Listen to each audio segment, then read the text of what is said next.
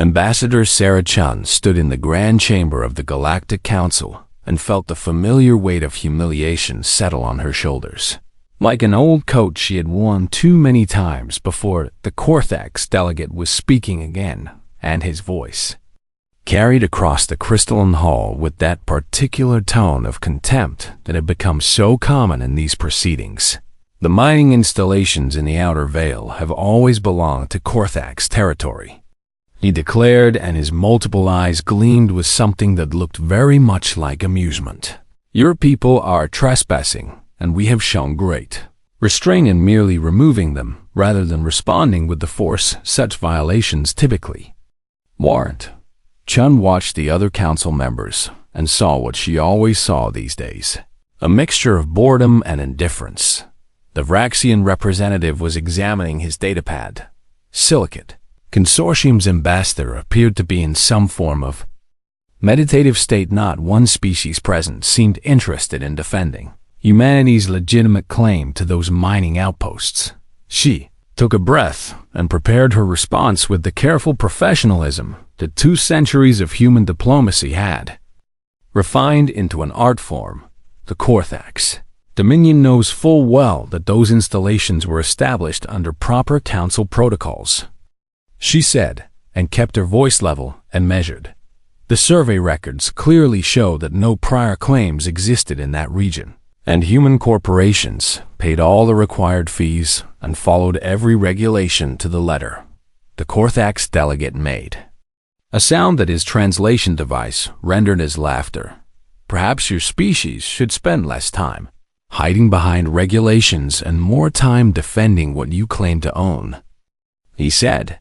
Or does humanity still cling to the fantasy that words and papers can substitute for actual strength? Several other delegates made sounds that could have been agreement or perhaps just general amusement at the spectacle Chun had seen. This pattern play out dozens of times during her career. Humanity would present evidence and legal arguments and appeals to common decency. The aggressor species would ignore everything and take what they wanted. The council would offer sympathetic words, but take no action, and Earth would respond with sanctions or boycotts or strongly worded statements that accomplished exactly nothing. She concluded her formal protest with the expected diplomatic language and returned to her seat while the Kali medieval verme at the burden married a nomadic language and returned to her seat while the council moved on to discuss trade tariffs between the methane breathers alliance and the oxygen coalition, as if nothing important had just occurred after the session ended. Chun made her way through the station's corridors toward the diplomatic quarter, where humanity maintained its modest embassy. Captain Rodriguez was waiting for her at the security checkpoint, and his face held an expression she had never seen before. "Ambassador," he said quietly, and his hand moved in a subtle gesture that meant they needed to speak somewhere secure. They walked in silence to her private office, and Rodriguez activated the encryption field. Before speaking, "We've received an emergency transmission from Earth," he said. "Protocol Exodus has been activated and all human citizens are being recalled from Council space immediately." Chun felt her heart skip. Protocol Exodus was not something she had ever expected to hear mentioned outside of classified training simulations. What happened? She asked, though part of her already knew the answer would be something terrible. Rodriguez pulled up the message on his secure tablet, and what Chun saw there made her blood run cold. The colony of New Nairobi had been attacked, not raided or harassed, but actually attacked with military force. The Korthax Dominion had sent warships to a civilian colony and had bombarded the settlements from orbit. Preliminary reports indicated thousands dead, with the final count likely to reach much higher. "They're calling it a demonstration," Rodriguez said, and his voice carried barely controlled rage. "A way to encourage Earth to be more reasonable about trade negotiations." Chum sat down heavily in her chair and tried to process what she was seeing. New Nairobi was home to 500,000 people, and most of them were farmers and teachers and artists and families. It was about as far from a military target as anything could be. "When do we leave?" she asked. "Transport departs in 6 hours," Rodriguez replied. "But Ambassador, there's something else you need to know," and the recall order came with additional instructions. He handed her a second datapad, and this one required both her biometric signature and a code phrase she had memorized decades ago but never spoken aloud. The message was brief. "All diplomatic personnel are to withdraw immediately, and complete silence is to be maintained regarding Earth's response, and ships already in transit are to make best speed to designated rally points and await further instructions." It was signed by the Secretary General himself.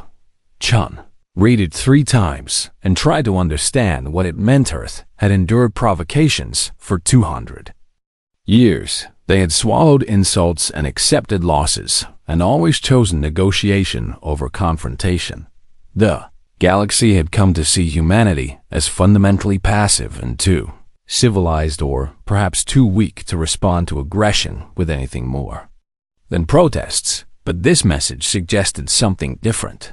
Tone was wrong, and the phrasing was too careful, and the security protocols were far beyond what a simple evacuation would require. "Captain," she said slowly, "how long has it been since Earth updated the fleet readiness reports it submits to the Council?" Rodriguez met her eyes, and she saw that he understood her question. "The official reports list our defensive fleet at approximately 200 vessels," he said, "mostly patrol craft and system defense platforms with perhaps a dozen ships capable of deep space operations." And unofficially, Chun pressed the captain was quiet for a long moment. "Ambassador, I'm just a security officer," he finally said.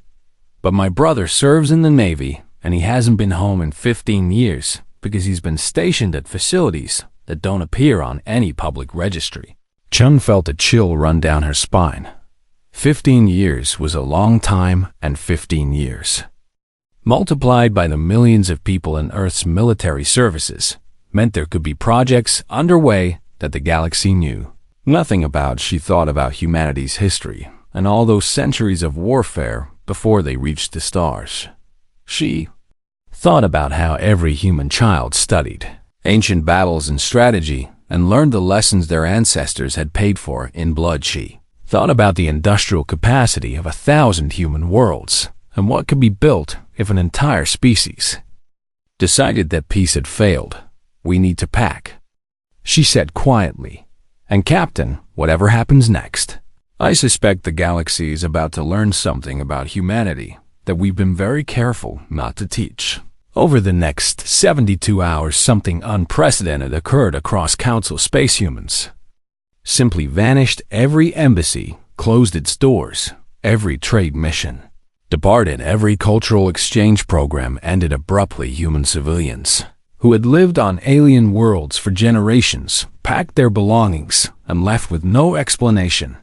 The few reporters who tried to interview departing humans received only silent ships that had carried human crew were returned to port with skeleton teams who said nothing and departed immediately afterward. The galaxy watched with growing confusion as humanity withdrew completely from the intricate web of interspecies relations that had taken 2 centuries to build. Then the silence ended. The message appeared simultaneously on every communication frequency used by the Council. It was not an appeal or a protest or a request for intervention. "The Human Federation hereby declares a state of total war against the Korthax Dominion," the voice said, and it belonged to someone Chun had never heard before.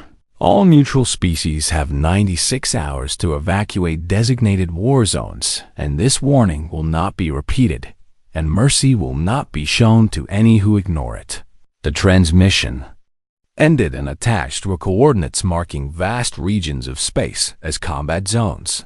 Chun watched the news feeds from her quarters aboard the transport ship carrying her back toward Earth. The Korthax were laughing. The Council was issuing statements calling for calm and restraint. Various military analysts were appearing on broadcasts to explain why humanity's declaration was meaningless. Posturing from a species with no real capacity for warfare, none of them understood, and Chun realized with growing certainty that the galaxy was about to receive a very thorough education in exactly what humans were capable of when they finally stopped talking and started fighting. Commander Vexter watched the agricultural settlements of New Nairobi burn from orbit and felt satisfaction course through his primary neural cluster. The bombardment had been precise and devastating, and exactly what his superiors had ordered. Target the farming zones first. The orders had read, make it clear that human expansion has consequences, and ensure they understand that the Dominion will not tolerate their continued obstinacy in trade negotiations. His tactical officer looked up from the targeting station with uncertainty in all four of his eyes. Commander, the evacuation transports are requesting permission to depart, he said. Should we allow them to leave? Vexter considered the question. The original orders had said nothing about civilian transports, but they also had emphasized making the demonstration memorable and effective. Destroy them, he ordered. All of them, and humanity needs to learn that there are prices for defying the Dominion. The weapons officer hesitated for just a moment before carrying out the command. Brilliant. Flashes marked the destruction of 17 transport ships carrying families and children, and elderly colonists who had thought they might escape the violence of Ishuru logged the action in his report, and noted that it would send exactly the message the Dominion Council wanted sent. Humanity had grown too comfortable and too bold in asserting claims to resources the Dominion wanted. This attack would remind them of their place in the galactic order. The Korthax had raided human installations before, with nothing more than diplomatic protests resulting. This was simply a natural escalation, and one that 2 centuries of human passivity had made inevitable. Secure the orbital space, Vexter commanded. Want a full survey of remaining infrastructure, and will provide the Dominion Council with options for extraction of any valuable materials. The fleet settled into standard occupation patterns around the burning colony. Vexter composed his initial report and was careful to emphasize the operation's success and the minimal Korthax casualties. He expected commendations and perhaps advancement for his handling of the situation. What he did not expect was silence. The human government issued no immediate statement. No emergency council sessions were called. No desperate pleas for intervention appeared on the diplomatic channels. For 72 hours, humanity simply went dark. At first, Vexter assumed they were composing some particularly elaborate protest, or perhaps gathering evidence for another pointless legal challenge in council courts. But as reports came in from across the galaxy, his confidence began to waver. Every human was withdrawing from council space, not just diplomats, but civilians and traders and students and tourist ships that had been scheduled for delivery to non-human customers were being recalled. Contracts were being canceled with no explanation. Human crew members were abandoning their posts on mixed-species vessels and departing on emergency shuttles. The Dominion Intelligence Service tried to intercept human communications, but found nothing. No transmissions were being sent on any frequency they could detect. It was as if humanity had simply decided to stop participating in galactic civilization entirely. This is their response. One of Vexter's officers suggested, they're trying to make us look bad by withdrawing and hoping the council will pressure us into returning the colony. It seemed plausible. The tactic was dramatic, but ultimately toothless, and exactly the kind of symbolic gesture humanity had favored for 2 centuries. Then the transmission arrived. Every ship in Vexter's fleet received it simultaneously on every channel. The message was simple and direct, and completely unlike any human communication he had encountered before. The Human Federation hereby declares a state of total war against the Korthax Dominion. The voice was calm and completely devoid of emotion. All neutral species have 96 hours to evacuate designated war zones, and this warning will not be repeated, and mercy will not be shown to any who ignore it. The coordinates that followed marked massive regions of space as combat zones. Every Korthax system, every Korthax trade route, every region where Dominion forces operated. Vexter stared at the message and felt the first stirrings of something he had not experienced in decades of military service. Actual concern. They can't be serious, his tactical officer said, and his voice carried nervous laughter. Their fleet is barely sufficient for system defense, and they have perhaps a dozen ships capable of engaging our forces in deep space. Vexter wanted to agree, but something about the message bothered him. The phrasing was too precise and too final. There was no room for negotiation, and no appeals to higher authority, and no threats of what might happen. It simply stated what would happen. Get me a direct line to Dominion Command. He ordered. I need clarification on how we should respond to this. But Dominion Command was already issuing orders. All Korthax forces were to maintain their current positions and prepare for what Command described as inevitable human capitulation. The official analysis stated that humanity was bluffing and attempting to salvage some dignity through dramatic gestures.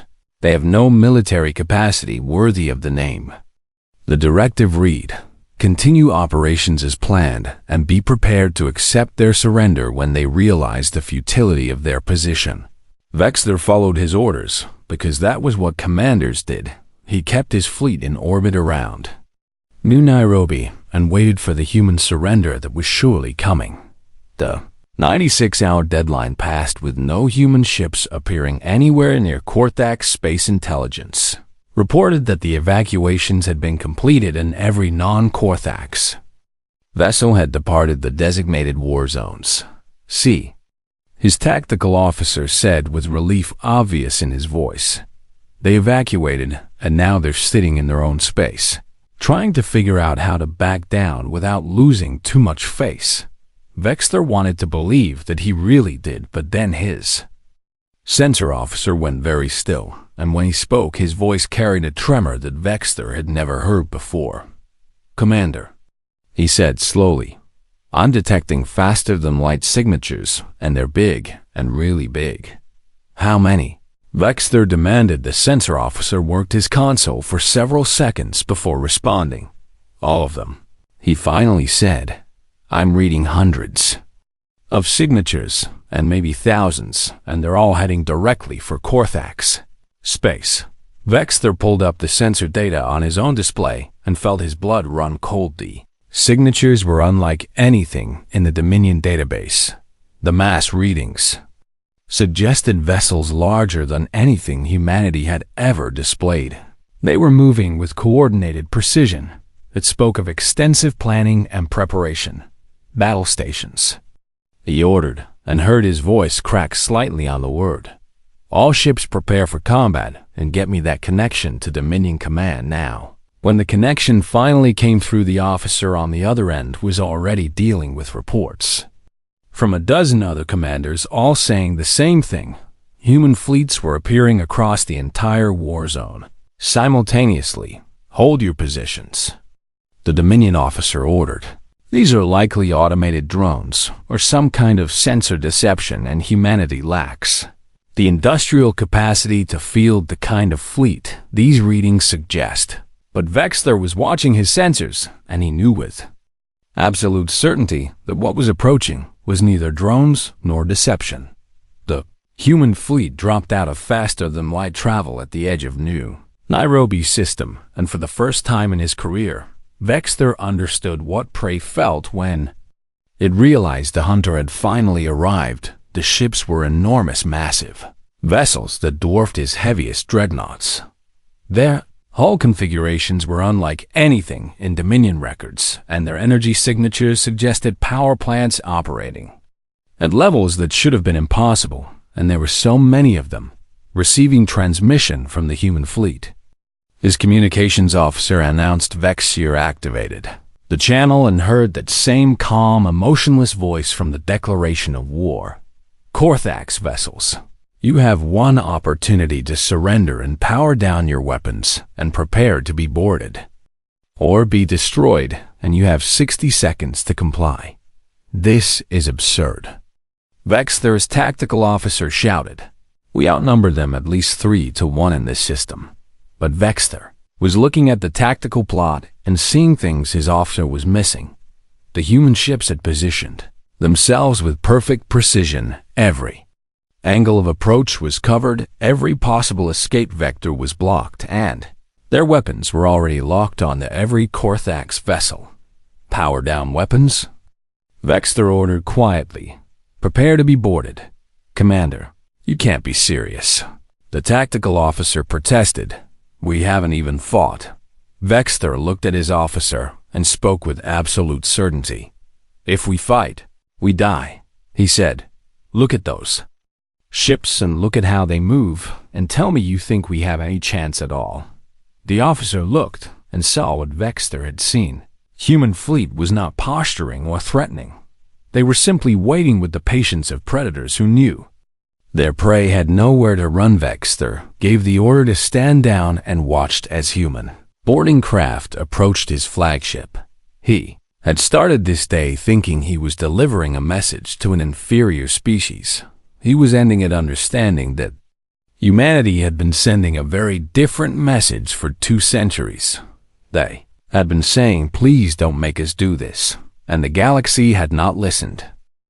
Journalist Kirsten had covered conflicts across the galaxy for 3 decades, but nothing had prepared her for what she witnessed when the human war fleet fully revealed itself.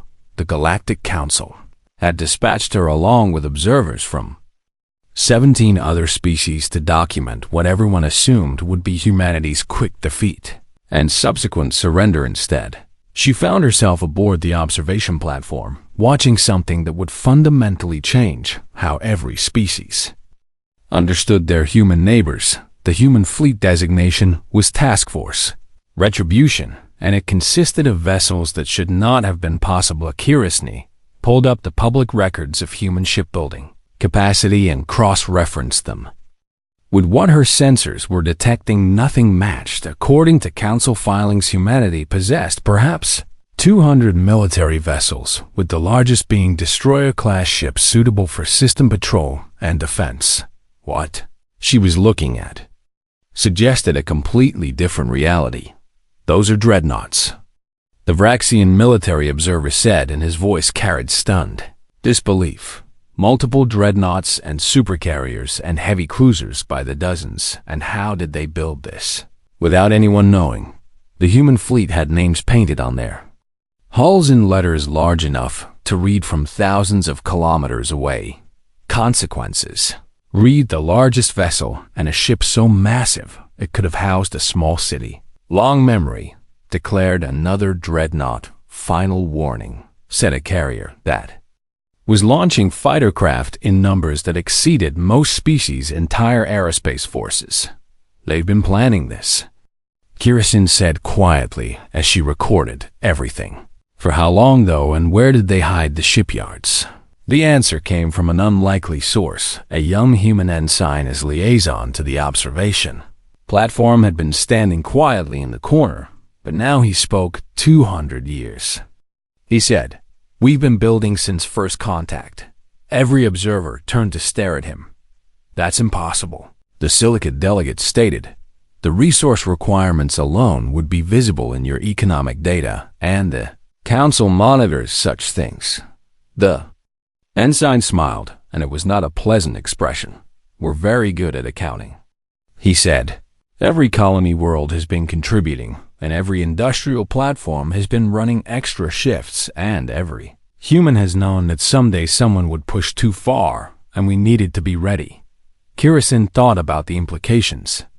Species-wide conspiracy spanning 2 centuries and involving billions of people, and not one leak or defector or whistleblower. It suggested a level of unified purpose that seemed impossible for any civilization. Why hide it? She asked. Why not simply display this strength and deter aggression through visible force? The ensign looked at her, and his expression softened slightly. "Because we didn't want this," he said simply. "We wanted to trade and explore and learn from other species, and we hoped that if we appeared harmless enough, everyone would leave us alone, and we could avoid becoming what we're very good at being." "And what's that?" the Vraxian observer demanded. "Killers." The ensign replied without hesitation.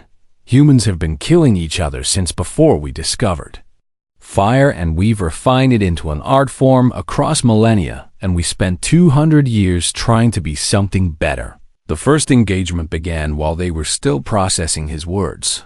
The Korthax had fortified positions throughout the border, systems and defensive platforms that should have required months to reduce.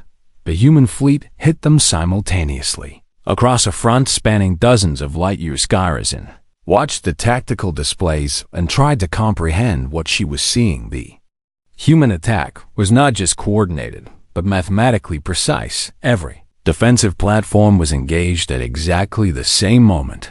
Every Korthax ship found itself facing overwhelming firepower with no possibility of mutual support. The weapons themselves were terrifying in their variety: kinetic kill vehicles, accelerated to relativistic speeds, swarm missiles that adapted their targeting in real-time, cyber attacks that turned Korthax ships against each other, energy weapons that seemed to ignore standard defensive shields. "How long has this been going on?" Kirasin asked as she watched another Korthax defensive cluster collapse. The ensign checked his chronometer.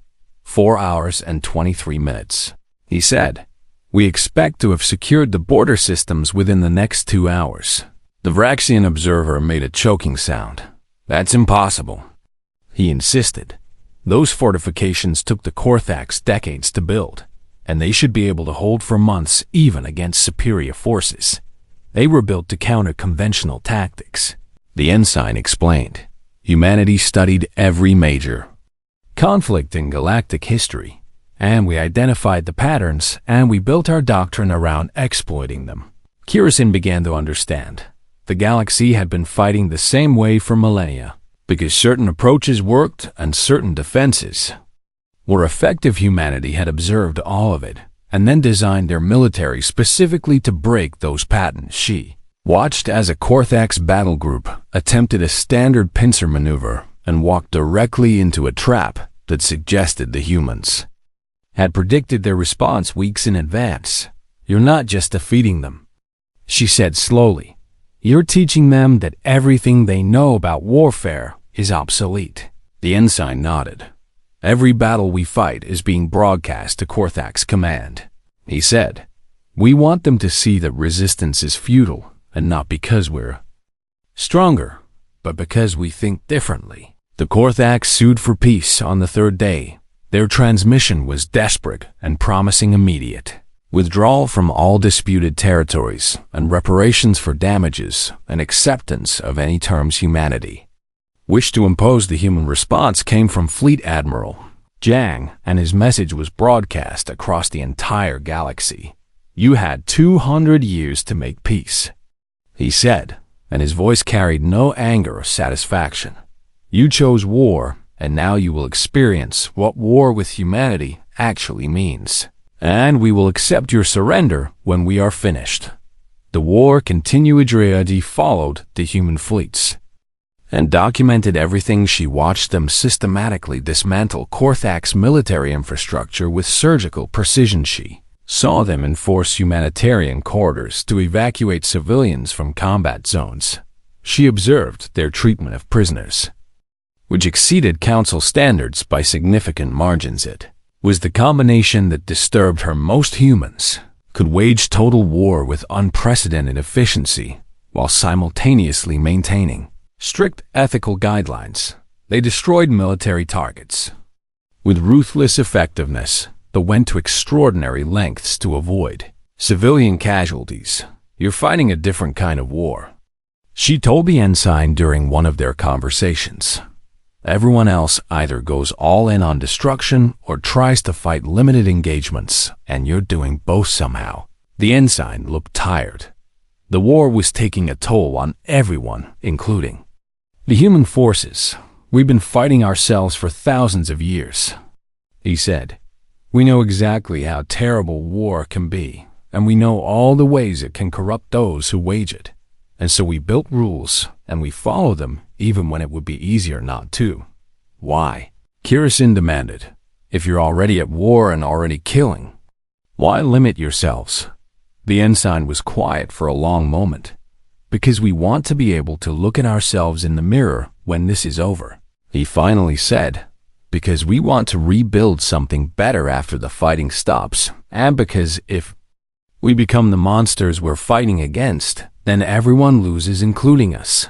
Kirisin published the reports, and the galaxy read them with growing horror. Not horror at human atrocities, because there were none horror at the realization that humanity had been holding back for 2 centuries, horror at understanding what total war meant when waged by a species that had refined violence across their entire history, horror at seeing the Korthax Dominion, one of the major military powers in Council space, reduced to helplessness in a matter of weeks.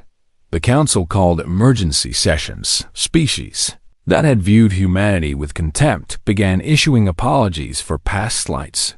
Trade negotiations that had stalled for decades suddenly resolved in humanity's favor, but the war continued 6 months after it began. The Korthax Dominion ceased to exist as a military power. Every shipyard was destroyed.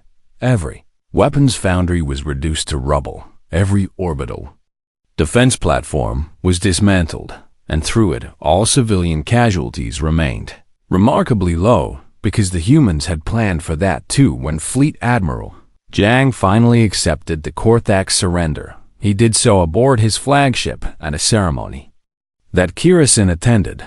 The Korthax delegation was broken and defeated, and clearly expected harsh terms. What they received instead was measured and precise. The Dominion would be dissolved. Korthax military capacity would be permanently limited. Reparations would be paid to the victims of New Nairobi, but there would be no occupation, and no collective punishment, and no revenge. We did not want this war, Admiral Jang told them. We gave you every chance to choose peace, and you chose violence, and now you've learned what violence with humans looks like, and we will ensure you never forget this lesson. The ceremony ended, and the human fleets began their withdrawal. Kerneni watched them go, and knew that she had witnessed a turning point in galactic history. Galaxy had learned something about humanity that could never be unlearned. They were not weak, they were not passive, they had simply been choosing peace, and when that choice was taken away, the result was more terrible than anyone had imagined possible. The war entered its 4th month, and journalist Kirisin had permission to embed with the human 7th Fleet as they prosecuted their campaign against remaining Korthax strongholds. She had thought she understood what she was witnessing, but each day brought new revelations about the depth of human preparation and the disturbing efficiency with which they waged war. The fleet command ship Inevitable Conclusion became her home, and the officers and crew treated her with professional courtesy. Despite her being an alien observer documenting their actions, Captain Williams commanded the vessel, and he took time to explain their operations. When Kirisin asked questions, "Why continue?" she asked during one briefing. The Korthax offered surrender weeks ago, and they're clearly defeated, and what purpose does prolonging this serve? Williams pulled up a strategic map showing the galaxy. Dozens of red markers indicated Korthax military installations that still remained operational.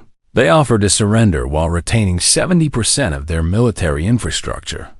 He explained, "That's not surrender, and that's a ceasefire that lets them rebuild and attack someone else in 20 years. So you intend to destroy everything?" Kirisin said. Williams shook his head. "We intend to ensure they can never wage aggressive war again." He corrected, "There's a difference, and watch what happens when we take the Vexcala shipyards, and you'll see what I mean."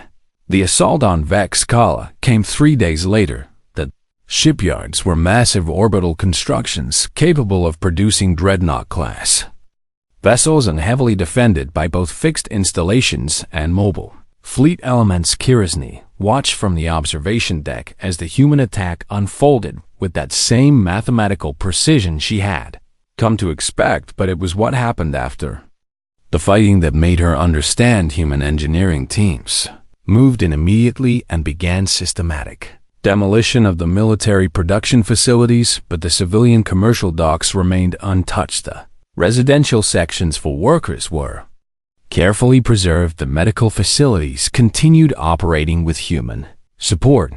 You're destroying their ability to build warships, Kirsten observed, but leaving them the capacity to build everything else. Exactly. Williams confirmed. We're not trying to cripple their civilization, and we're removing their capacity for large-scale violence and the Korthax. People still need jobs and infrastructure and a functioning economy. It was a pattern that repeated across every engagement military. Targets were eliminated with extreme prejudice. Everything else was meticulously protected. Human forces established humanitarian corridors and enforced them against their own troops as strictly as against any potential enemy action. Supply convoys carrying food and medicine to Korthax. Civilian populations moved under human military escort. Prisoner camps exceeded council standards by margins that surprised inspectors. I don't understand you, Kirsten admitted to Williams after watching human medics treating wounded Korthax soldiers with the same care they gave their own injured. You're capable of such extraordinary violence, but you constrain yourselves at every turn, and it would be easier to just crush them completely. Williams looked at her with an expression that might have been sadness. We've fought total wars before, he said quietly, back on Earth before we reached the stars, and we learned some very hard lessons about what happens when you completely destroy your enemy. What lessons? Kirsten asked. That you have to live with what you create, Williams replied. If we reduce the Korthax to rubble, we create refugees and instability and desperate populations that breed extremism, and eventually someone has to rebuild. And that's harder than fighting the war in the first place. He pulled up historical files from Earth and showed her images of devastated cities and starving populations and the aftermath of conflicts that had consumed entire continents. We did this to ourselves for thousands of years, he continued, and we finally learned that winning the war isn't enough, and you have to win the peace too, or you're just creating the next war. Kirsten studied the human forces over the following weeks and began to see the layers of planning that went into every operation. They weren't just fighting a military campaign, they were conducting a comprehensive dismantlement of Korthax's aggressive capacity, while simultaneously laying groundwork for post-war stability. Human civil affairs teams were already working with Korthax local governments in liberated areas. Engineers were repairing civilian infrastructure, even as military operations continued. Diplomats were establishing frameworks for the new political order that would emerge when fighting ended. How long have you been planning this? She asked Commander Sarah Chen, who had rejoined the fleet after her recall from Council Space. Chen had been promoted to oversee coordination between military operations and diplomatic initiatives. The general strategy was developed about 150 years ago, Chen replied. The specific operations against the Korthax began planning the day they raided their first human outpost 20 years ago. Kirsten felt a chill. You've been preparing to fight them for 20 years. We've been preparing to fight everyone for 200 years. Chen corrected. The Korthax just happened to be the ones who pushed too far, and every species that ever threatened us has a complete operational plan sitting in archives on Earth. She pulled up a classified database, and Kirsten saw folders with names of dozens of species each, contained detailed military assessments and strategic plans and logistical frameworks. This is terrifying, Kirsten said honestly. Chen nodded. It should be, she agreed, because it means we know exactly how to defeat every species in the Council, if we have to, and we've spent 2 centuries hoping we'd never need to use any of this. The war ground, on. With relentless efficiency, Krasny documented everything and her reports were being broadcast across the galaxy, and species that had never thought much about humanity were suddenly paying very close attention. She interviewed human soldiers and found them to be thoughtful and often conflicted about their role. I joined the fleet to explore. One young lieutenant told her, I wanted to see new worlds and meet alien species and learn about the universe, and instead I'm here destroying things. Do you think this war is wrong? Kirsten asked. The lieutenant considered the question carefully. No. He finally said, the Korthax killed 500,000 civilians at New Nairobi, and they would have kept pushing until they killed more, and someone had to stop them. But Kirsten prompted because she could hear the hesitation in his voice. But I wish we lived in a galaxy where this wasn't necessary. He finished. I wish everyone had just been content to trade and talk and exist peacefully, and we tried so hard to show that was possible. It was a sentiment Kirsten heard repeated across the fleet. The humans were efficient and effective and utterly committed to their mission, but they took no joy in it. There were no celebrations after victories, no boasting about kills or captured territory, just grim determination to finish what they had been forced to start. The Korthax home system fell in the 6th month. The assault was the largest operation of the war and involved 3 entire fleets converging on the heavily fortified system. Karizin watched from orbit as human forces systematically dismantled the last major Korthax military installations. The planetary defense grid fell first, then the orbital fortresses, then the shipyards that had produced the vessels that attacked New Nairobi. Through it all, human forces maintained strict rules of engagement when Korthax defenders tried to hide military assets in civilian areas. Human troops went in on the ground rather than risk orbital bombardment. The casualties were higher that way, but the human command accepted those losses rather than compromise their principles. Why? Kirsten demanded of Admiral Zhang when she finally got an interview with him. Why sacrifice your own people to protect an enemy population? Zhang looked tired. The war had aged him visibly, and Kirsten suspected he wasn't sleeping much, because the war will end. He said, and when it does, I want to be able to tell the families of our dead that their loved ones died honorably, and that we never became the monsters we were fighting, and that matters more than tactical efficiency. The final Korthax surrender came 2 weeks later. Their government was dissolved, and their military was reduced to a small defensive force under council supervision. Territory that had belonged to the Dominion was placed under neutral administration with human observers, ensuring the transition remained peaceful. But the humans didn't occupy. They didn't set up military governments or impose their will. They simply ensured the Korthax could never threaten anyone again, and then began withdrawing. You're leaving, Kirsten said to Chun as they watched the fleet prepare for departure. We destroyed their ability to make war, Chun replied. What they do with peace is up to them, and we're not here to rule or punish or extract revenge, just to teach a lesson. Kirsten suggested. Chun smiled slightly. The lesson is simple, she said. Leave humans alone, and we'll leave you alone and push us too far and discover what 200 years of preparation looks like when unleashed. The fleet began its journey home, and Kirsten knew her documentation of the war would change.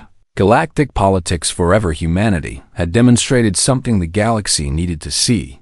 They could be peaceful.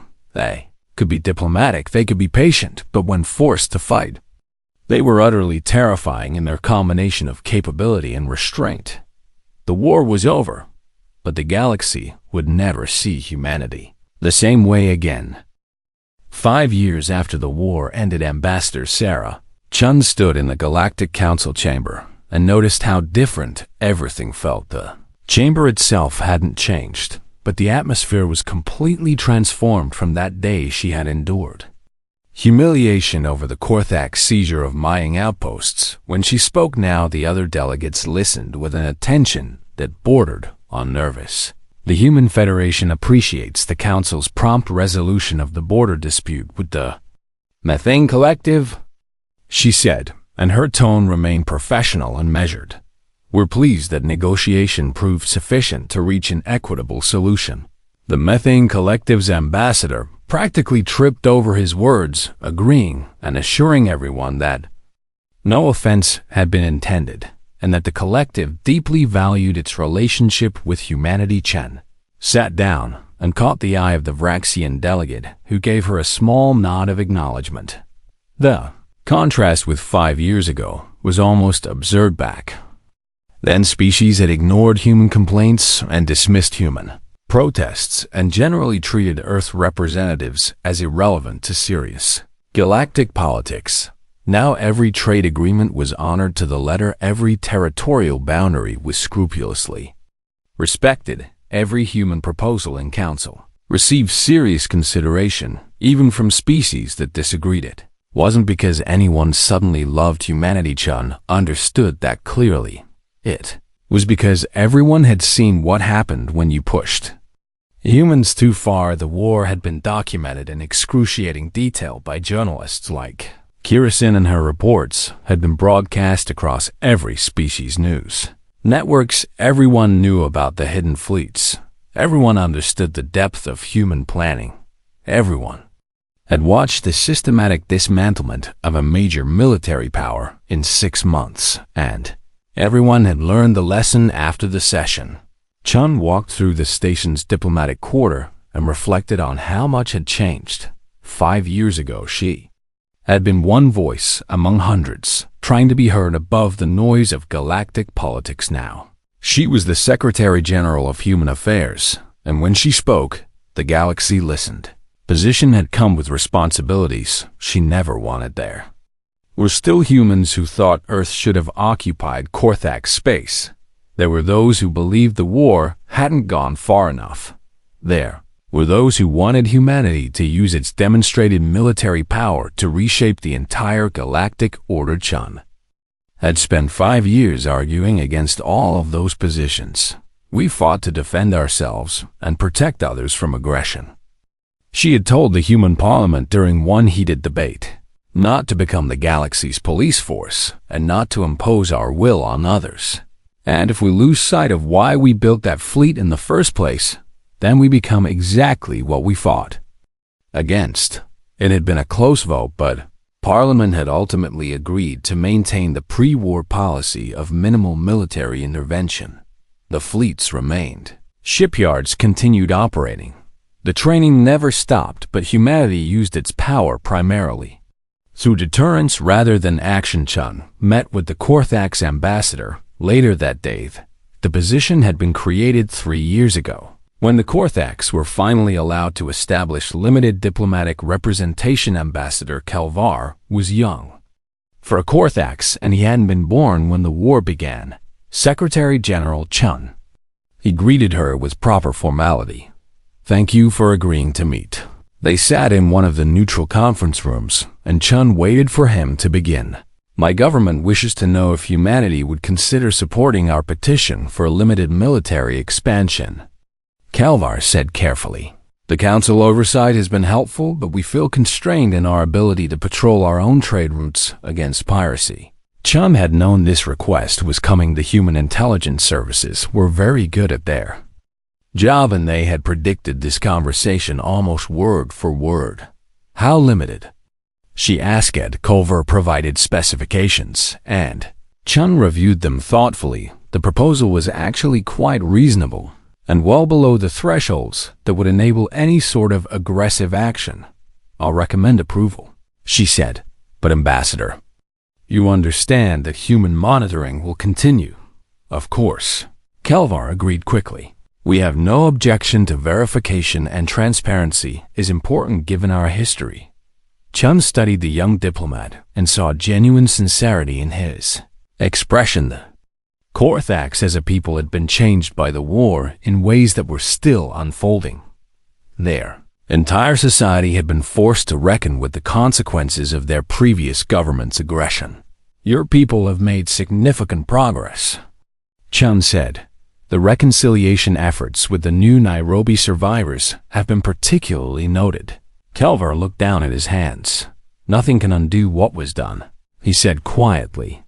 "But we hope to prove that the Korthax who committed those atrocities do not represent who we choose to be going forward." It was exactly the kind of statement Chun had hoped to hear. War had been about more than defeating an enemy.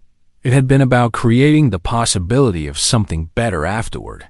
After the meeting, Chun returned to the human embassy and found Captain Rodriguez waiting with intelligence reports.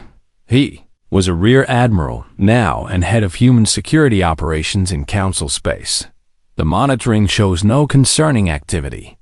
He reported, "The Korthax are maintaining their commitments, and their military remains well below treaty limits." "Good," Chun said. "And the other situations?" Rodriguez pulled up a different file. "The Silicate Consortium and the Vraxian Alliance have settled their resource dispute through arbitration," he said. Both sides cited the precedent of human peaceful resolution mechanisms as their model.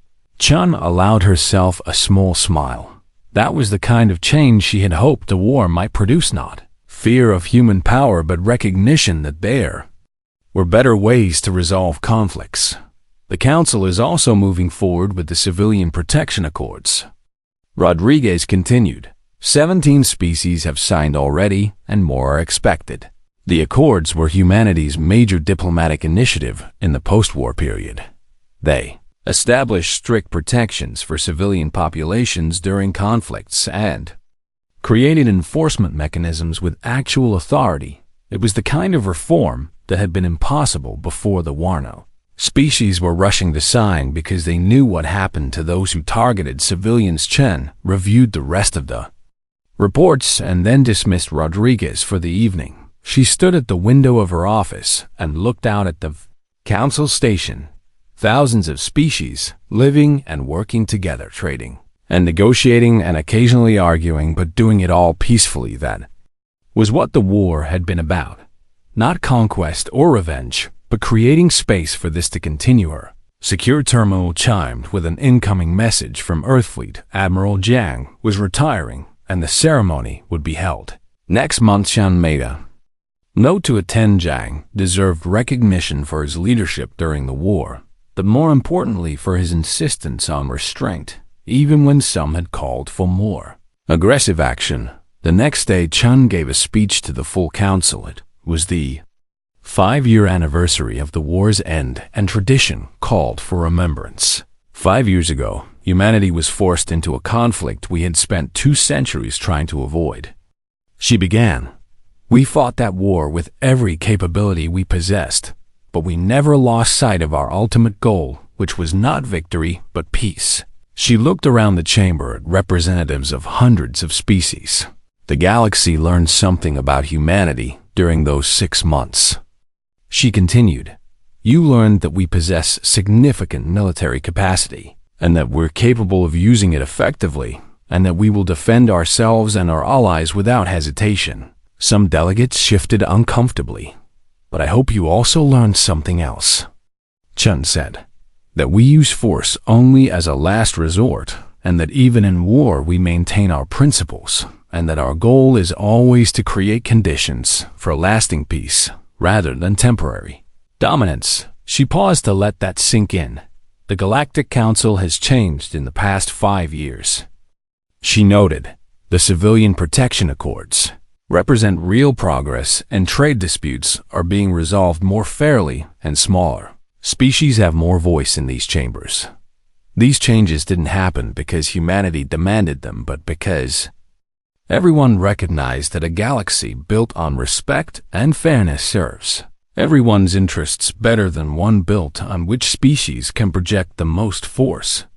Chun concluded her remarks and returned to her seat. The applause was genuine, and she knew the message had been understood. Later that week, she met privately with Kirsten, who was on the station researching a follow-up to her war documentation. "How does it feel?" the journalist asked, "seeing the changes your war produced." "It wasn't our war," Chun corrected gently. "The Korthax started it and we finished it, but the war belonged to everyone who created the conditions that made it inevitable." Kirsten nodded thoughtfully. "Do you think it could happen again?" she asked, Could humanity be pushed into another war? Chung considered the question carefully. I hope not, she said honestly. The cost was high, and not just in lives, but in what it did to us as a people. And we spent 200 years becoming something other than warriors, and the war forced us back into that role. But you maintained your capabilities. Kirisin observed. The fleets are still operational, and the shipyards are still